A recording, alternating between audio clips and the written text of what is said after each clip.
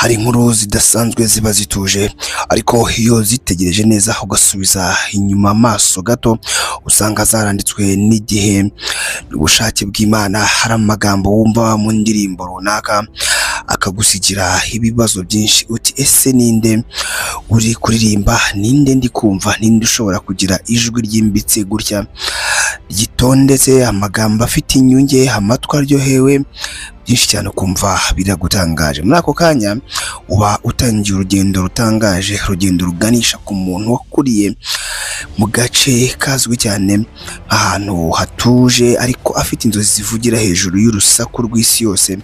Uko yagiye akura ni nako ibihe byamutozaga kuba umuntu uzaba icyamamare, ariko bikamushimangira kubera yuko cyangwa se bigashimangirwa n'ijwi rye yari afite ridasanzwe. Si inkuru y'amanota meza mu ishuri,